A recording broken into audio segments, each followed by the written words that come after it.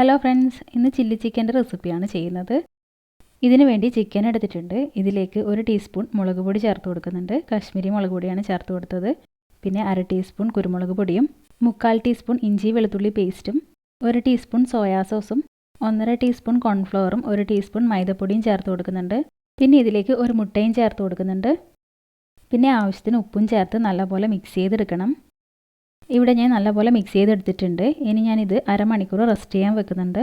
മസാലയൊക്കെ ചിക്കനിൽ നല്ലപോലെ പിടിച്ച് കിട്ടാൻ വേണ്ടിയിട്ടാണ്.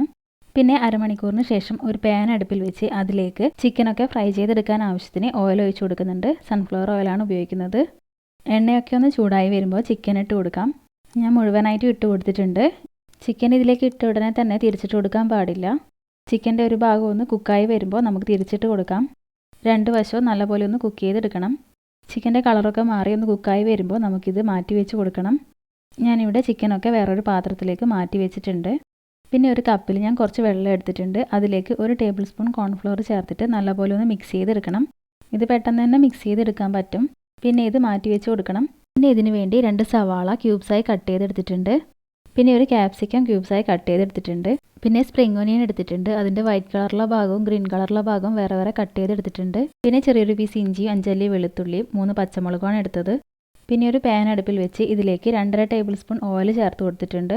ചിക്കൻ ഫ്രൈ ചെയ്തെടുത്ത ഓയിലാണ് ചേർത്ത് കൊടുത്തത്. പിന്നെ ഇതിലേക്ക് ഇഞ്ചിയും വെളുത്തുള്ളിയും ചേർത്തിട്ട് നല്ലപോലെ ഒന്ന് മിക്സ് ചെയ്തെടുക്കണം. പിന്നെ സ്പ്രിംഗ് ഓനിയൻ്റെ വൈറ്റ് പോർഷനും സവാളയും ചേർത്ത് കൊടുക്കുന്നുണ്ട്. പിന്നെ ഇത് നല്ലപോലെ ഒന്ന് മിക്സ് ചെയ്തെടുക്കണം.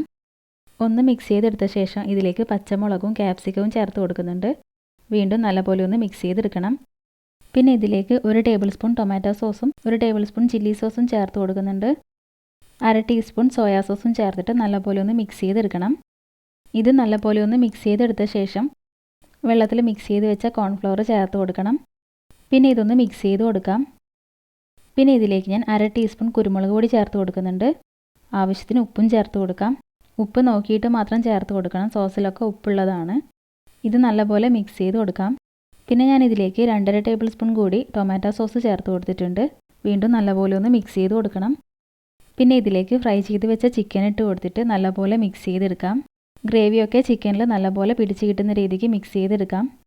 പിന്നെ ഇതിലേക്ക് സ്പ്രിംഗ് ഓനിയൻ്റെ ഗ്രീൻ കളറുള്ള ഭാഗം ചേർത്ത് കൊടുക്കുന്നുണ്ട്. ശേഷം നല്ലപോലെ ഒന്ന് മിക്സ് ചെയ്തെടുക്കണം. ഇവിടെ ഞാനിത് നല്ലപോലെ ഒന്ന് മിക്സ് ചെയ്തെടുത്തിട്ടുണ്ട്. ഇനി സ്റ്റൗ ഓഫ് ചെയ്ത് കൊടുക്കാം. ചില്ലി ചിക്കൻ റെഡി ആയിട്ടുണ്ട്. എല്ലാവരും ഒന്ന് ട്രൈ ചെയ്ത് നോക്കണം. വീഡിയോ ഇഷ്ടപ്പെട്ടാൽ ലൈക്ക് ചെയ്യാനും സബ്സ്ക്രൈബ് ചെയ്യാനും മറക്കരുത്.